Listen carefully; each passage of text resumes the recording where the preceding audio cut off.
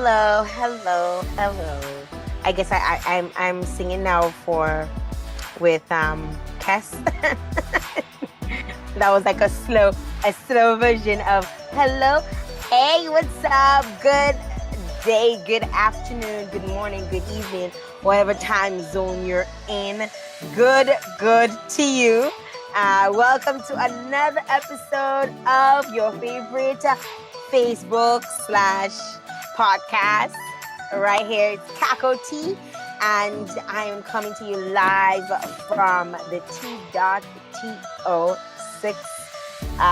So I want to say special good day to all my Canadians locked in at this time. I want to say special good day to all my Americans, because I get some Americans, some hardcore Americans, and my Caribbean, my West Indian people, my West Indian posse is locked in. Good day, good day. How are you doing? Wherever you are, I want to say a special shout out. Today's kind of like a royal day. I'm missing my little hat. But my hair unfortunately cannot hold a hat, because if I had to do one, I would probably just do like a fascinator, the ones that the birdcage that just clip on, than the whole fancy hats and stuff. But it's a royal day because the royal wedding happened this morning. That was Meghan Markle and Prince Harry tied the knot, and they're now known as the Dutch and the Duchess of Sussex. So yeah, it was a proud day in the life for many Black people. If you are Black, you probably felt kind of sort of good for a few reasons. I mean, the royal family finally allowed a Black person into their zone, so to speak. I still think that what is more important is for them to give us all the money they owe us in the Caribbean. I'm just saying, just throwing it out there. So, royal family, if you're listening, we want our money in the Caribbean. You owe us a lot for all those years of slavery. Just saying. But it is a beautiful day, and I have a lovely guest, and he is on the other side of the world. He's in a completely different time zone. It's actually 6 a.m. on his part of the globe. And I want to say special good day to all the folks coming on right about now. We kind of give people a little time, to come in, to touch base, warm them up a bit. You drinking your cocoa tea? Let's see. Yes, let's see. You try and get a cup just like mine, man. Yeah, yeah. I went and looked at your videos and I said, okay, she has a nice mug. Let me get something similar. Too funny. Don't kill me. If you just lock it in, folks, make sure you let us know that you're in. Hit us up, communicate with us, let us know that you're locked in and that you're viewing this Facebook live stream. I want to say special good day to my sister, who has been like such a great source of inspiration to me. That's my sister Jael Joseph, who most recently was awarded with the Bill Gates award, and that's like a really big award, I guess, in Cambridge at Cambridge University, and she just keeps like excelling and excelling, and every time you think, okay, she can't get no higher than this, she just threw something out there. When she told me that she got the award, she was so nonchalant about it. It was like, oh, I just broke a nail. I just wanted to say congrats to her. I saw the news and I was happy. I like when my Caribbean folks excelling, and that's good. Put your name out there. Try to get something for You know what? yourself. It's even better. Not just Caribbean, but she's my sister. Yeah, it's your You sister. know, So congrats to not you my also. sister from Congrats to another mister. My sister from my mother and my father. We yeah. have the same mother and the same father, right? I don't know. We just don't have the same brains, unfortunately. I wish we did. I wish we did. Um, I really am really, really proud of her and all of her achievements. She just keeps doing her thing, and every time I keep asking her, what's next? No, what are you gonna do next? And she's not the type to plan. So don't really expect, just expect the unexpected from her, and that's just what it is. And congrats to you, Jarrell, and of course to your hubby as well, who is there with you, because a lot of times, we can't do a lot of things without the men in our lives. When you have good men standing by you, and he's left, and he's traveled all the way to England with her to be with her while she pursues her PhD. And yeah, big up to you, Vichy, and your family and stuff. And you got my sister's back. You've had it from the time we met you. And big up to the both of you. I want to say good afternoon to my viewers coming on. I want to say my girl Lily Elon, who's out there in Tampa, Florida. She's locked in. And she says, what she said, let me see. She says, girl, you have me cracking up. Have you cracking up? Well, just don't crack open, eh? Don't, because when you crack too much, you might break. So don't crack too much, all right? So we're about to get this show on the road. I have my lovely guest here with me, and I was just talking about my sister, and it's convenient that I have to bring up my sister again, because the way I met my guest is through my sister. Because my sister, those of you who don't know, she runs Carrie Scholar, which just celebrated their 1 year anniversary, the same day that she got her award, or around the same day the article came out. And she started up Carrie Scholar. I remember when she first came and she spoke about it to me. She told me what her and I'm usually the creator, so I'm the one that creates things. So she was telling me, I'm thinking of doing this and whatever. What do you think? And I'm like, go ahead and do it. And she was building that site forever, and I'm like, go launch the thing. What taking you so long? And her husband finally launched it for her. So it went out there, and Carrie Scholar started, and she has hundreds of mentors and mentees connected with Carrie Scholar. And you can go on her website, you can go on her Facebook page. It's Carrie Scholar, Cari Scholar, one word, and you can become a mentor or a mentee. And Donya, who's my guest today, just so happened to have been part of the Carrie Scholar family. And when when I told her what I was planning on doing in terms of the Kako tea and everything, she's like, oh, I'm gonna send it out to some of my team of people on Carrie Scholar. And Donya was one of the folks who responded positively. We got in contact and everything, and he is actually all the way in Taiwan right about now. So he is doing his master's in Taiwan. He's doing his thing. And I like to give a lot of background information on my guest, but I think I'm gonna let the interview do the talking today, because Donya has an interesting background. If you want to follow him, you could just click on the links above. All his social media contacts are there: his Facebook, his Instagram, his LinkedIn, his website. You can go on there and you can communicate with him. We have a few of his friends actually coming on. But before I shout out his friends, I want to say good afternoon to my special guest, Donya L. Francis, who is a teacher and a communications specialist. How you doing? Hi. I'm good, and thank you for having me here tonight.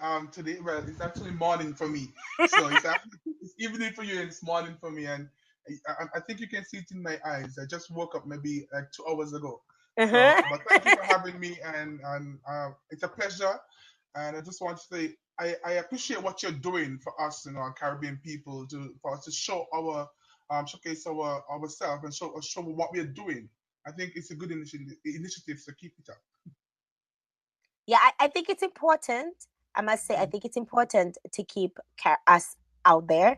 And as much as my sister, what she's doing with Carrie Scholar, connecting you with people with schools, connecting people with mentors that can help you decide on schools and all of this. I really and truly want to be able to, market my people. At the end of the day, I have always been pro One Caribbean. As much as we've segregated ourselves into all different islands, I feel when we're out there, we should refer to ourselves as from the Caribbean and not particularly from a specific island, so we can promote our own as a whole, because I think as a unit we could be so much stronger, and we might not even need the Yes, help of yes. anybody, right? So I must say, it's a pleasure to have you on, my fellow Caribbean islander, but representing St. Kitts and Nevis, of course. We got some of your friends coming on. Shanika French is saying, Donya! Screaming at the top of her voice, saying hi. My cousin out there in Calgary, Jazino, is also locked in and listening, um, viewing this live broadcast. I want to first of all start. I want to get to know a little bit about you, not like I did through Carrie Scholar, but you as a person, as an individual. And if somebody came up to you today or now, if Meghan Markle came up to you and said, "Who is Donya?" Besides the fact that you threw me off with your name because I thought you were a girl, Yeah. who Okay, is? so Donya, if someone asks me who is Donya, I will tell them, ask my friends. They have better a better way to describe me. But I would say I am a jack of all trades, master of many. They usually say a jack of all trades, master of Master of none. none. Yeah, but a master of many. I I am someone who's very creative. I believe that when people say I'm intelligent, I'm not sure. If people say I'm intelligent, I am easygoing. I like to have fun. I like to make people laugh. That's me. I'm sometimes I do some comic insults. So I hope my friends, they don't think that I'm being mean, but I'm actually being a nice person, but doing it I'm saying bad things in a joking way, but Mhm. I love to have fun, as I said before, and I love meeting people. I love helping people. That's what I always say myself. You must try to help people. So some people with Sedonia, if you want help, go to Donya. If you want to know something, go to Donya. If you want advice, come to Donya. Even Donya needs advice too, but Mhm. try to help people because that's my thing. Awesome. Well, it's nice to know. I'm trying to think of what can I get you to help me with, because you say go to go to Donia. But coming up soon, I might have a few S's I might need help with. You understand? I'll go to Donia. Tell us a little bit about your family life and growing up as a young man. I Well, I was. My mother is Linda Francis. Excuse me. My mother is Linda Francis, and my father is Isaac Bell. My mom, she had four children. But she has four children. It's Davin, then me, Donya, Donvisa, Donya. So we had the four D's. Um, and we had a good life. My mom, she made sure that we were well fed. She made sure that we were clothed, and she made sure we didn't want for anything, even though she worked from it was from paycheck to paycheck, because she works in a factory online. But she's a line worker, and so she always made sure that we were good, and she also made sure that we were ready for school, and she also made sure that she punished us. So a lot of So you people so, in so you my get blows.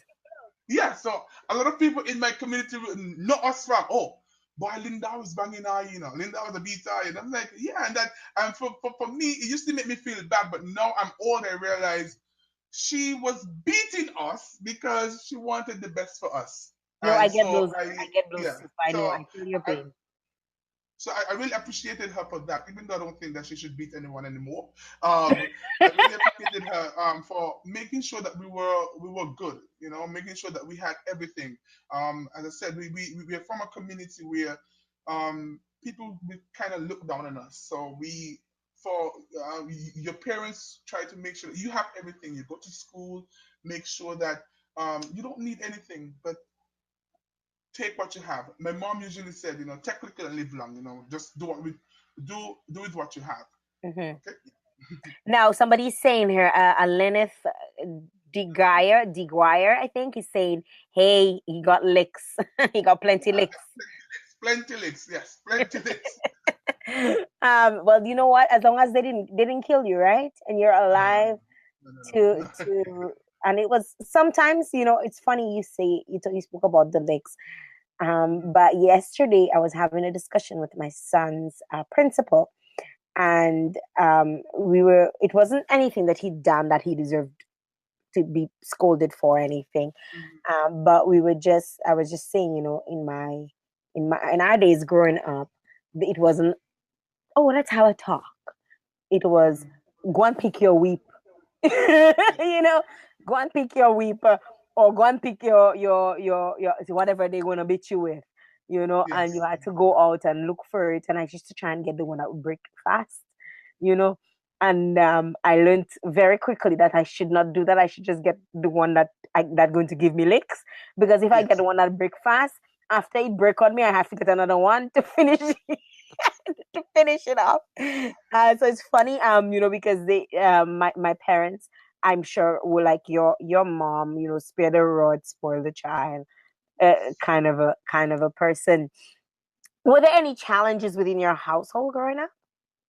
I don't think so. Maybe there were, but my mom and my dad, they did a great job hiding them from us. You Mhm. know, they didn't let us see. They were struggling. So that's what I said. She always made sure that we were fed. We were, and you can see I was well fed because I'm so fat. I'm so big. You I didn't miss any food. you- Um, you're eating um, from the bottom of the pot. yeah, and yes, I used to eat from the bottom of the pot. I used to scrape the pot. And I just see my sister. She commented here. My mom used to say, "Stop scrape up the pot," right? Because I used to. She made sure that we were fed. So maybe there were challenges, but we never really saw them because she was good at hiding them. Um, yes, on a personal level, like she and my dad, they used to always fight. A lot of domestic fight, a lot of fighting in the household, but she kind of protects us and she kind of she shielded us from that. So I must say I appreciate her for that. Keeping these challenges away from us. Yeah. Would you say that because you did not know it was, you were able to thrive better in terms of like schoolwork and these sort of things? Do you think if you knew what was going on, if there was stuff going on, that it would have made you a different person that you are today? Well, I think so. I think that kind of helped me. That kind of helped me to not really focus on, oh, we don't have this. It just told me to just do your work. Sometimes I must say I used to feel like, I don't have it. I never experienced it in the household. But when I went to school and I realized what other children had and I didn't have, I was like, oh, maybe there's something wrong. But that also pushed me to excel and push me to just stay in school and get my 100% and I'm a 90 somethings because my mom, as I said before, she just help us. She hit everything from us. Who did you look up to as a kid? So did you have any mentors growing up? Yeah, well, luckily, in my high school, I really well during my high school year, I met Dr. Mitchell Williams, and she became my mentor, and she's even like my mom because she kept on saying things that my mom would say. She's always like, "I'm proud of you and I love you," and that made me feel so good. So up to today, she was the one who introduced me to Carrie Scholar. She always give me advice, and she's like, every time she says, "I'm proud of you," that made me feel like, oh wow, someone really cares about me because that's what my mom says to me too. I'm proud of you, I love you, and she's always like, "I'm proud of you, I love you." And so she has been there for me for a long time. So I just want to shout out Dr. Mrs. Williams. I think she's watching, but yeah, I want to shout her out. She's someone that you should know, and I think everyone should try to get a mentor.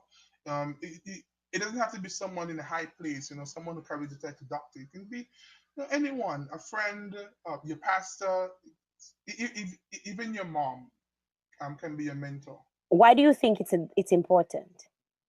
because sometimes they see your true potential. Your mentor sees your true potential, and they know exactly what you want to do or should be doing. Also, they've had different experiences that can always help you. So you having a mentor will help you to become a better person. So that's why I'm happy that I have a mentor. Mhm. Donya, what are some of the most important things to you on earth? Like some of the most, like there's nothing supersedes that. That is just what is important to you. Well, my life.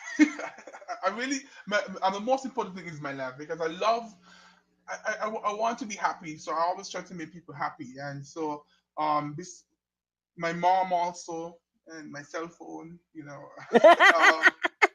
of Your course cell phone, food. your Yeah. cell phone is very important to you. I like how you just slide that in. My life, my cell phone. We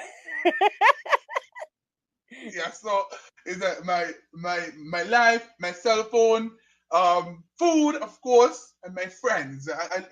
My friends will tell you that um I always tell them I love my friends, I love my family members because they always help me. They always tell me. They always make me feel good. So they're very important to me. Yeah. don't forget, guys, if you're just coming on and you'd like to ask any questions, you can do so. Just drop your questions in the box, the comment box below. And hopefully, if Donnie is able, he'll be able to answer some of your questions during the course of the show. We're hanging out here on Kako Tea with Donya. If you missed the show, you can also check it out on our podcast, and I'll give you some more information about the podcast later down in the episode.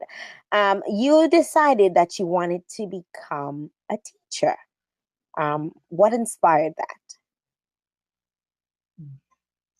This started from since I was a child. In primary school, our teachers are in at home. I don't know. I think it's just similar, maybe in Dominica, because our teachers always ask, "What do you want to become? What do you want to become? What do you want to become?" And I always said, "A teacher, a teacher, a teacher, a teacher." So I would even take the chalk from my teachers, go home. There was a wall next to my house. I would write and teach the wall. I would teach the trees. I would take stick and beat them because what I saw my teachers doing, you know. So that kind of pushed me to become a teacher. So right after high school, I graduated high school in 2007. I was 16 then. I applied to become a teacher with the government, and I went to like a 1 week or 2 weeks induction course, and I was not. After going there, maybe close to September, they said, "Oh, I'm sorry, we don't take students straight out of high school anymore." And I said, "Okay, sure." And I went to college because my friends were going to college. I went to college and I did a lot of courses that my friends were doing because I just didn't, I was just out of it. I really wanted to teach. And so one day in what, February, in late January 2008, my grandmother said, "Hey, I heard at church that our church school needs a teacher," and that made me smile.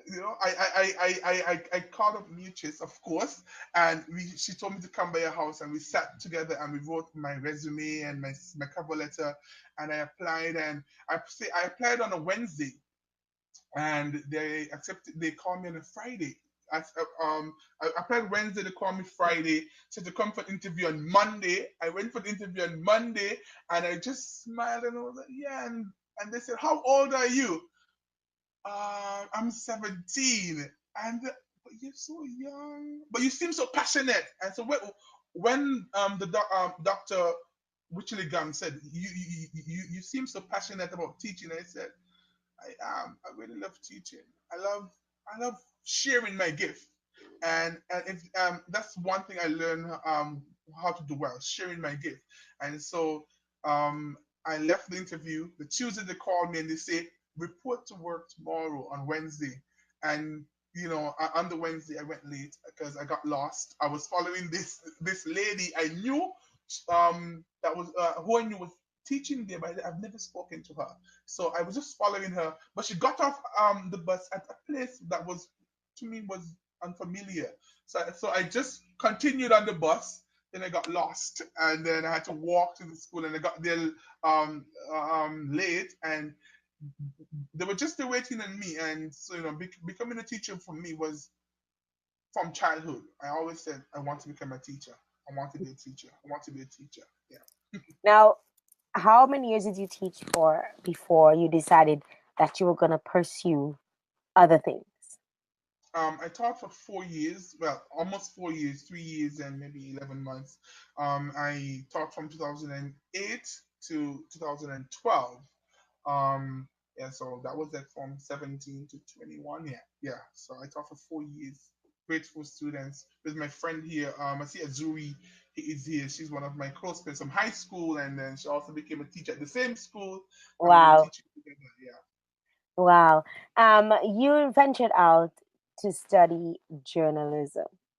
Hmm. Why all of a sudden you decide, well, I've had enough of teaching. I want to become a journalist. Hmm. Now, I became a journalist again. Everything kind of goes back to my mentor because she writes commentaries, and one time I was reading the commentary in the newspaper, and I asked her, "How do you write such good commentaries?" And she said, "Donya, just write." And so I began writing commentaries, and then it was also my students because I used to teach creative writing, a part of English, and I they used to write such wonderful pieces, and I used to say, is it because I'm a good teacher or they are great writers? So during summer 2011, I applied. I said I want to change my profession, even though I knew I was not going anywhere. I applied at this website to write for them as a journalist, and when I went there, he was like, "Wow, you're a good writer. You should pursue this." And well, Mr. Val Henry, he actually pushed me to become a journalist. I was just there for the summer, and he would ask the other journalists who I met there to send their stories to me for me to edit.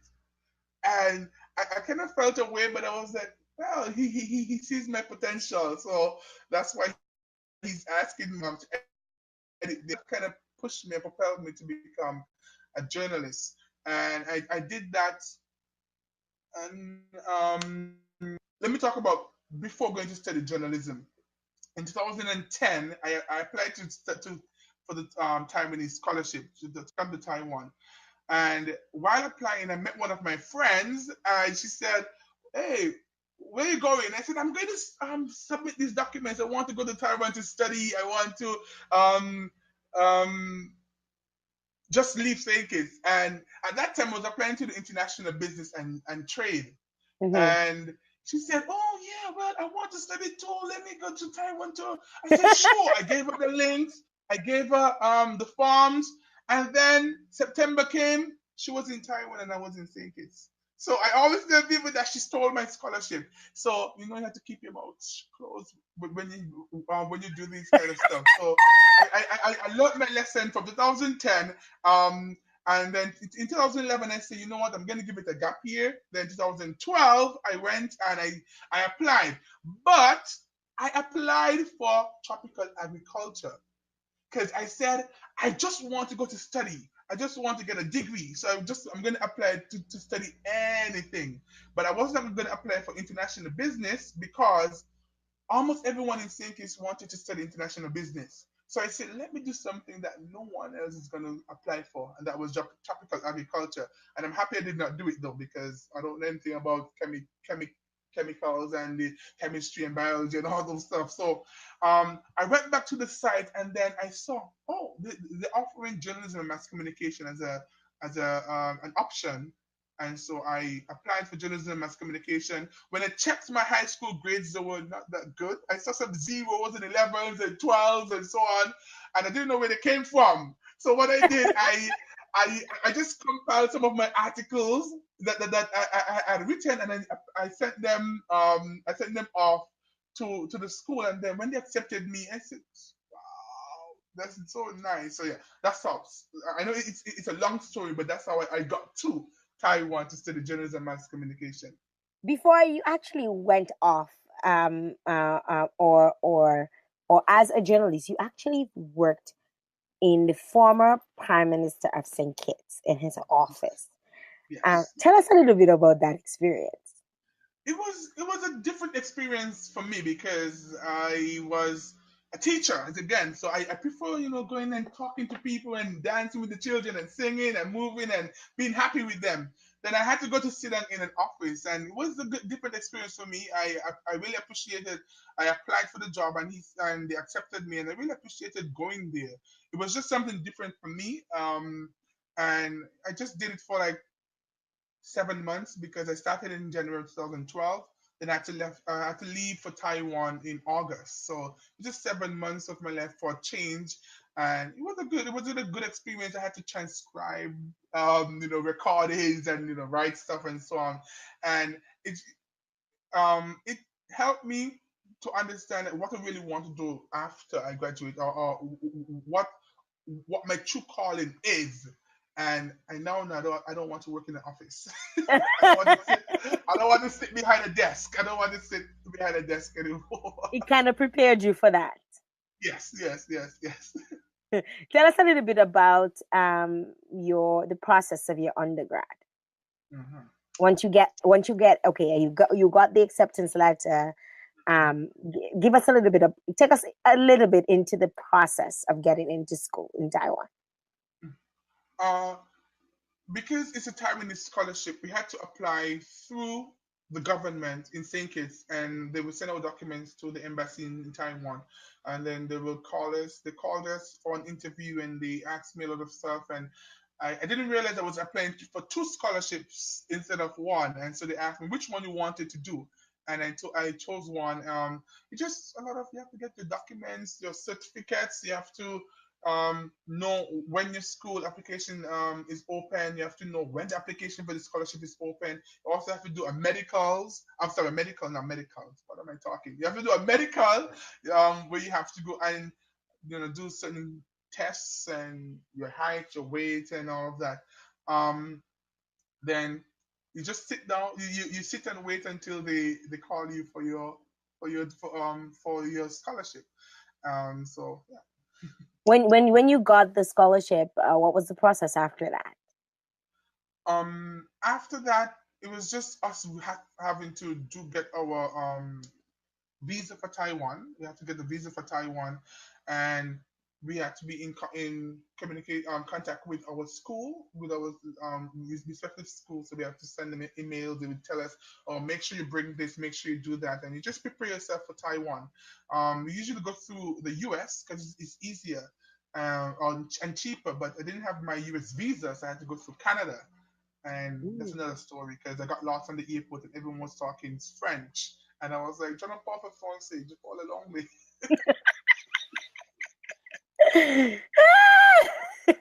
you you have a history of getting lost. You get lost on your first job. You get lost on your first time to Taiwan. Yes, yes, yes, yes, yes, yes. You're one of those who like to write but not read what you write or not read signs. I always say, I can't read. I can only write. And people say, well, how can you write without reading? I don't know. I really can't read. I love to write. I love writing. Writing is my thing. Writing is my thing. We share similar loves. I my sister is always like knocking me for that because I would be asked to write something, and I would just write, right, and I would send it to her. And she's like, "Did you read what you just wrote?" She's like, "I understood it, but it's missing so much punctuation." I say, "But you knew where to punctuate, didn't you?" Yeah. Even sometimes here in school, when I get my test papers and so on, I have to ask myself, Daniel, you write that there? Daniel, who do you write that? And you write that? Because I read over and what? This didn't make no sense. So I always have to, so now I condition myself and I say, read over, always read over. I have a And hard time with that. that helps. That I, helps. I Yeah. I like to just get to the part that gives me the information, and I don't want to read to get to that information. Just give me the part. Yeah. Yes. That's why I love Google. Yeah. Okay, Google. Google is a student's best friend. You know, we Google Let me everything. tell you, let anybody ask me a question, I tell them go on Google. Just Google Yes, it. You want to know how much water is required to do this? Type in how much water is required to yes, do this. yeah, yeah, yeah. It Just it find will, something. you will get the answer. Now, Yeah. Donya, you are now in Taiwan, thrust Mhm. into a new environment, a new language. How was the transition? For someone who is like Donya, who is fun loving and want to learn new stuff, it was very easy. It was very easy for me because I knew I was. My friends would tell you since 2011, I told them I'm going to Taiwan. So I was always preparing myself for Taiwan. I even put a tattoo on my hand saying 20. But when I came to Taiwan, they say it doesn't look like 20. But yeah, I I really, really, I knew I was going to Taiwan, so I prepared myself well. And then because my friend was here, Wahanda, she was here, the The one one that that stole took my your scholarship, scholarship. yeah, she was here. So we were always talking about Taiwan, and so I was always ready for Taiwan. I was ready for Taiwan, and so coming here, I can tell you, in like a month, people were saying, um, little Jungmin Hen Hao, we said your Chinese is good because I came and I pick up some Chinese here and there. I will hear something on the bus and I'll go back to the class and ask my classmates, hey, I heard such and such, and they would tell me, oh, that is this, and I would just use it all the time, all the time. So learning the language wasn't difficult, even though I don't know it that much. And going to school, I think because of my experience, I was a mature person. You know, my other classmates were 18, 19. I was like 22. I was very old compared to them. So I was above them a little bit, you know. Mhm. I just, certain times it was a bit challenging, but it was on and on. I would say 90%. I was prepared 90%. It was very easy for me to learn the language, to understand the culture, because I The love to learn new foods. stuff. Yeah, and the food, because I'm an eater. You can look at me, I'm an eater, so nothing was a problem for me. Nothing was a problem for me. And then they have KFC and McDonald's and so on. So my friend from Nigeria, we always used to go to uh, McDonald's and KFC because it's easier for us. I mean, and that's the food that we know. There's some stories about the food over here, but Taiwan is different from China. So we're like, we're not in China, we're in Taiwan, so we don't eat these stuff that people would ask us. Do you eat dog? No, we don't eat dog in Taiwan in over here, and they don't. I don't think they eat dogs anyways, because they have the dogs like the babies. You sure?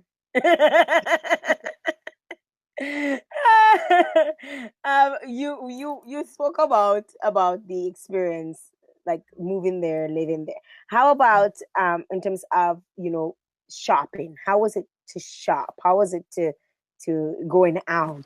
Tell me a little bit about that. Hmm. I can't really shop over here because they're like this, right? And I am like this. So, um, and also I am size 13 shoes, and Wow, you have so some big feet. I used to have to buy size 11, and my toes are like this in the shoes. So it was difficult for me to shop here until I found a place like this. I could just I bought this in Taiwan, but when it comes to other clothes and so on that I really like, I really can't get it. I can't get those clothes here. Going out is very cheap. It's convenient in Taiwan. Taiwan is one of the safest place. You can go out at anytime you want. I feel very safe here. I feel comfortable here. I am my true self here. I can do anything I want here. Go to the clubs. Go to eat with my friends. Anything I want here. We have some questions coming in from, of course, the viewers and the persons who are on our Facebook Live. Well, Linif is asking, Donya, I know you have a passion for teaching. Would you come Mhm. back to St. Kitts and teach, especially the primary schools, helping the little children who are having challenges? Of course, as long as they hire me, I'm gonna apply. If they hire me, I'm gonna teach. I always say I want to teach primary school because you really see the development. You teach like 10 subjects. right in primary school, you alone, and you see the development. So I would really love to go back to St. Kitts to teach, if they accept me, you know. And if I can't teach in this school, I can always have afternoon classes, so you can send your daughter and your anyone you can send them to my afternoon or Saturday morning classes. Okay, all right. So you're in Taiwan and you complete your undergrad, but then you Mhm. decide to come back for another round. Tell us a little bit about your second round. It's funny because I didn't know what I wanted about exactly what I wanted to do after I graduated. Mhm. So I applied home for jobs, and I got like three offers home. At my old school, they wanted me to be a teacher again, and at another school, they were fighting for me to stay there to teach for them. And then, well, four offers, but I applied for to four schools right in my last year of school, to Taipei Medical University, to study global health and development, and to another university to study business, and two universities in the UK, and I got accepted to four of them. I said, "Wow, it's so easy to get accepted when you have a bachelor's degree," and I decided to go with the Masters of Global Health and Development because it sounded better than an MBA, because to me everybody has an MBA, so it sounded better to me. So I went and um I, I came back here and it was a full scholarship, and honestly I didn't want to go to come back, but again my mentor, Dr. Regis Williams, and my brother, my older brother, he was like, go back, go back, go back. It's a master's degree. It's free school. You have to go back and take it. And so I decided, I came back. I decided to tell those at home, I'm sorry, but I can't take the job. I have to go back to Taiwan to study. And I came back, and I was maybe for like 3 months. I was just out of it though, because I really wanted to work, but because I had missed working, I really wanted to work, and then my brother said, Donya, go back. I have a master's degree and I'm doing well, and you having a master's degree, you're gonna do great. Why You're did gonna you do great. So decide? Why did you decide on global health and development? that's a very it's a very tricky question. I don't want them to say, oh, that's why. I was wh- it's when like it's like they give you a I scholarship and you don't even know why, or your reason behind it is not that great. Is that what it is? yeah. Um, I took a class called Seminar in Media, and the teacher exposed us to health. And at first, I thought, what ridiculous thing is this? We're studying journalism, mass communication. Who cares about health? But from taking her class, she really pushed me to think more about health, global health, public health. And so when I heard about this school who accepts, people from different disciplines, because for you to have for school to have a good program, it should not just take people from a medical background or from a health background. You should have like this different disciplines, and that's what Okay. I'm happy with my program. There are four of us. One actually studied public health for bachelor's. One has a biology is a was a biology major. The guy, he was another guy. He's anthropologist, and I am a journalist. And so we're very diverse in our program. But because of our, I said, because of this teacher, Miss Nia. I think her name is Miss Nia. She really pushed, public health, and I at first I hated it. I was, why are you teaching us public health? We don't want them. Ain't no nothing about public health. We're journalists, we don't. I don't want to hear no about public health. And so after that, I applied at the school, and they accepted I and I said, okay. And then they said you got a scholarship, full tuition, and a monthly stipend, which is paying for my apartment. And I was so happy. So I just came back because Mitri said to come back, and my brother said to come back, and all of my friends said to come back. And so I came back, and now I'm gonna graduate in June. Wow. In next 2 weeks, I'll be presenting my thesis, my dissertation, and I hope I'll pass. And after I pass, I'm going to go graduate, which is on June 16th, which is 2 days shy of my birthday. Well, June 15th, which is 3 days shy of my birthday. You know, I try to set goals. For my bachelor's, I said I want my bachelor's before 25, but I got my bachelor's at 25, 4 days shy of my 26th birthday. And I said, it's okay. So then I said, I want my master's degree before 30.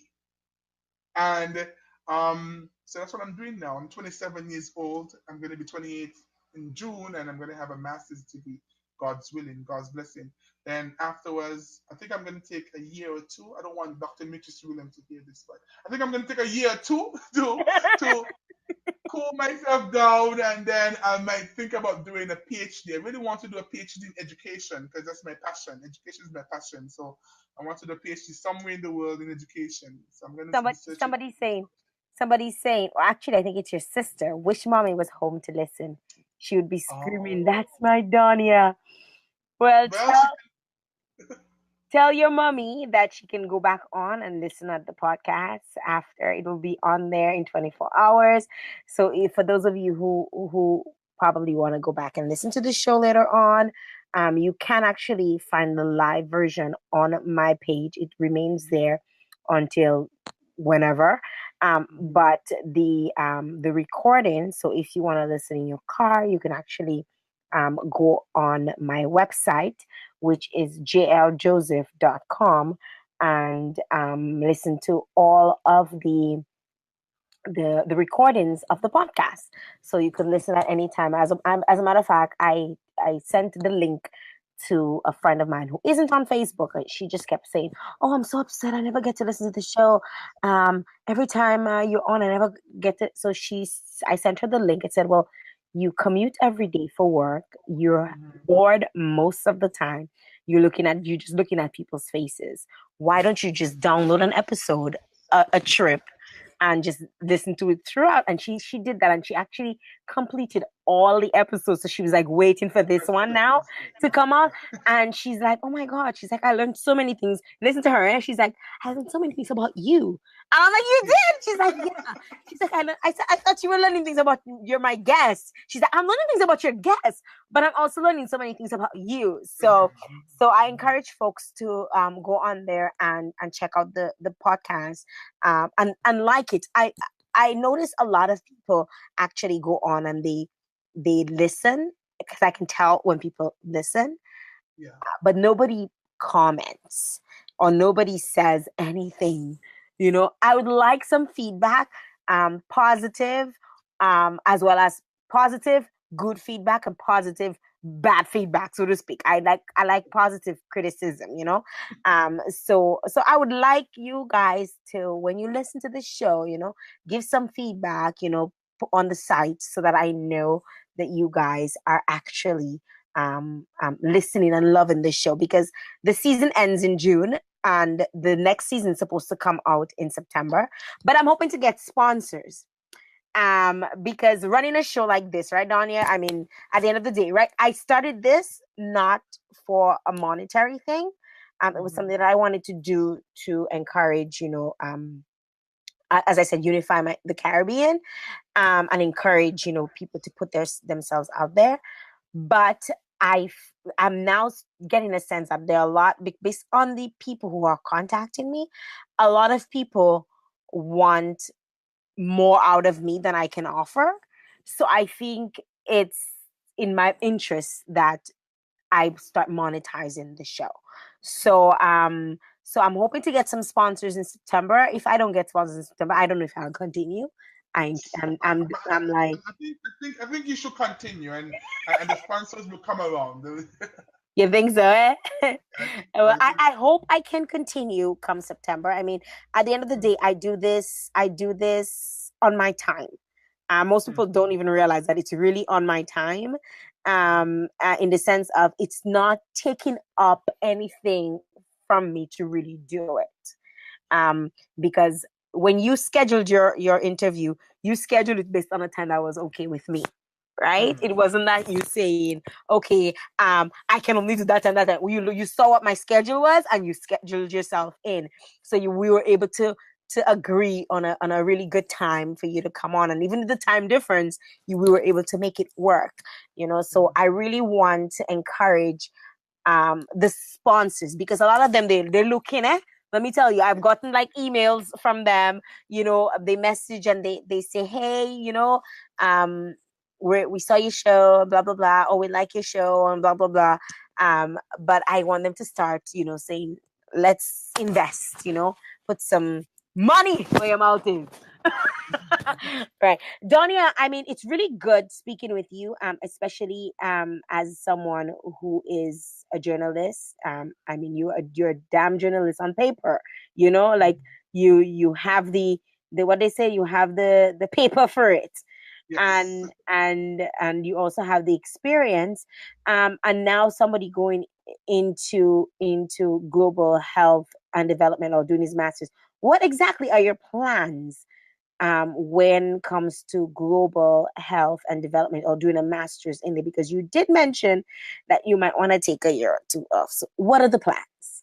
No, but I mean, I want to take a year off to work. I'm tired of school, man. But I'm not tired of school because I love school. But I want to work. I want to work in health promotion. Actually, I want to do some health education and some health communication because that's my background.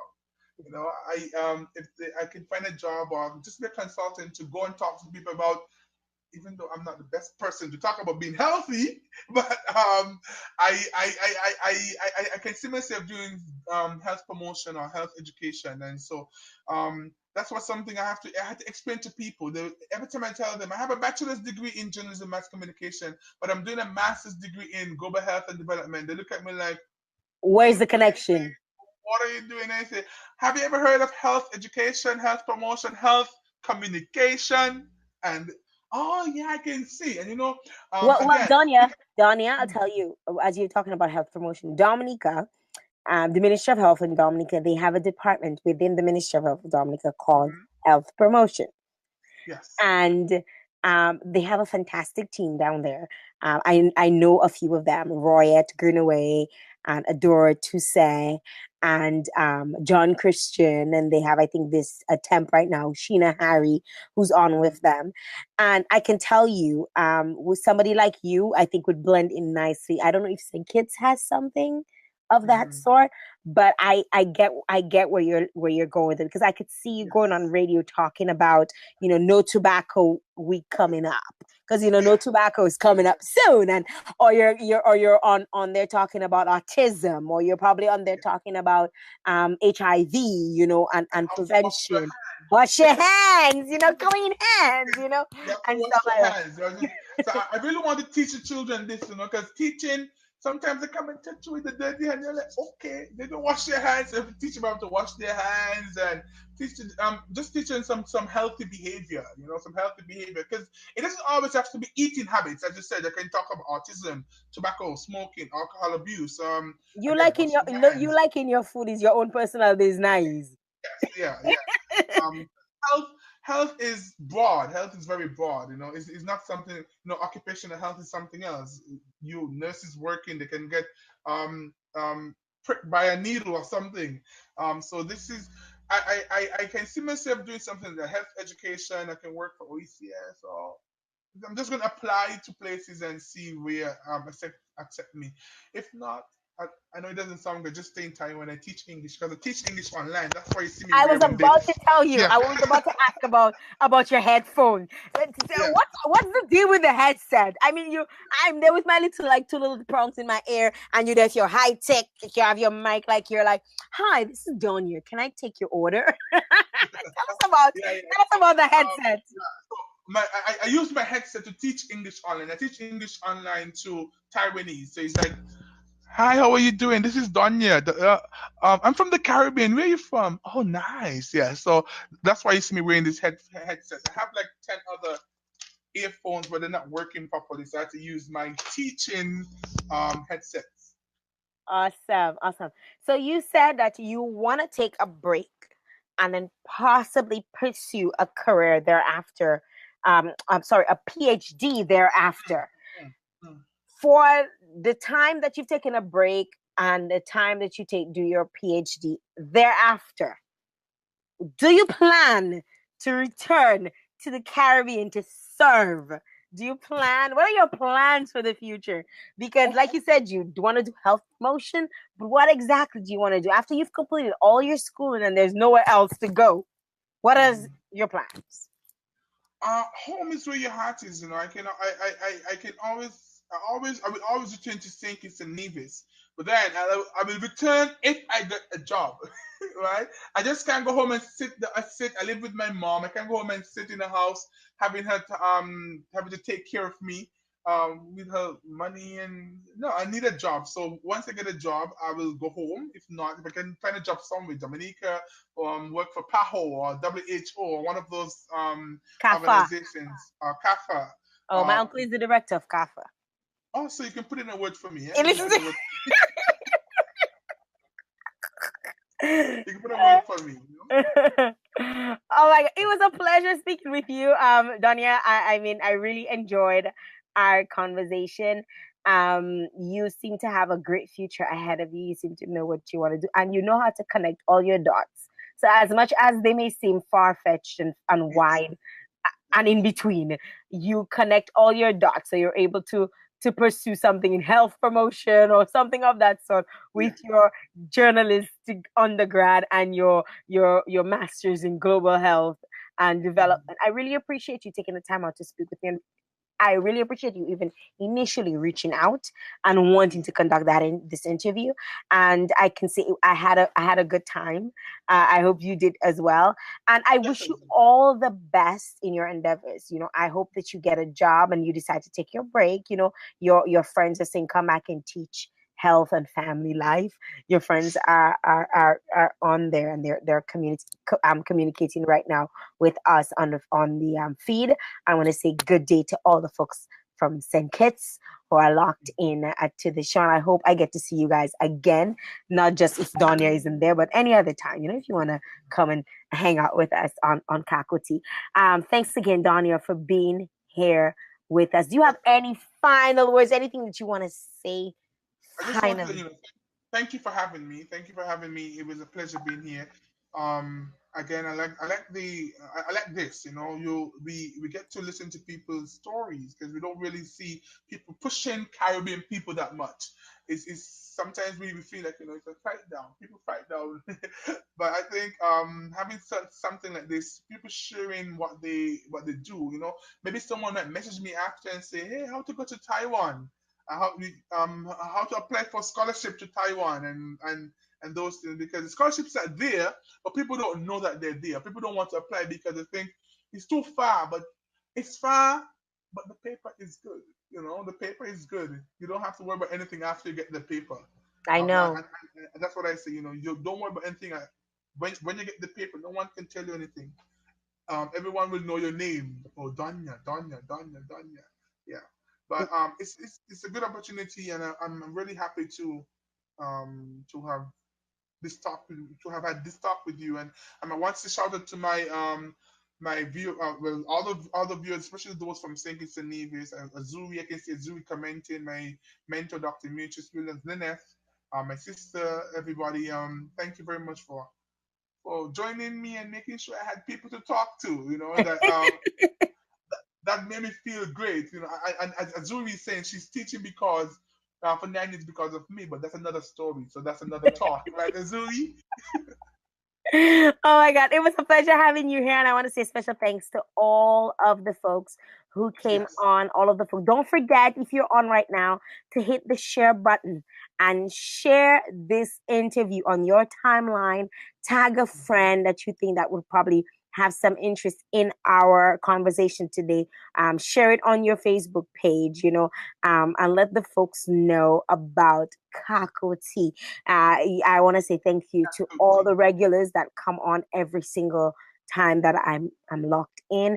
I want to encourage you, if you want to see up and coming guests, you can also find all that information on my website. So you can head over to my website. We have another amazing guest coming up next week. Yes, the Kako tea. Yes, we're definitely drinking the Kako tea. And thanks to my guest Donya for being here with me.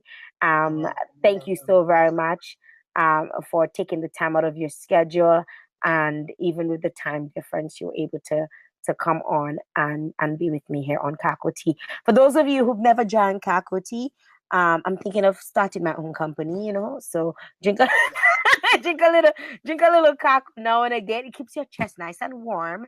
It's also very good to drink in the morning. It makes you feel like your stomach is full.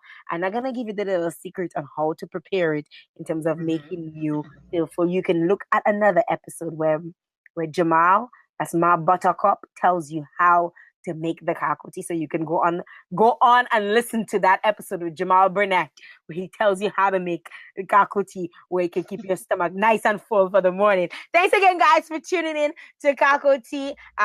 Don't forget, you can go on the website jaeljoseph.com/plog. It'll link you directly to all of the live shows, the podcast shows. You can also view this on my timeline for the next couple of days or so.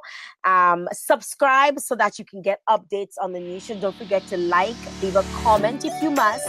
I would appreciate the constructive criticism if there is any. Of course, share with us. And thanks to all those of you who are new and coming in just now, and it's your first time on this coming in to view the show.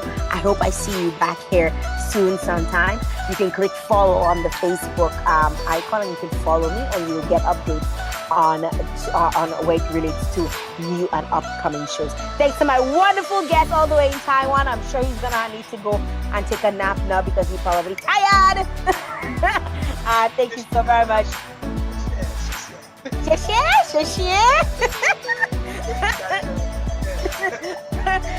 Thank you so very much for being on with me. Until next time, our next show, we're going to have the CEO of Digicel, Dominic, is going to be on with us on our next show. So tune in to another Kako Tea edition coming up soon.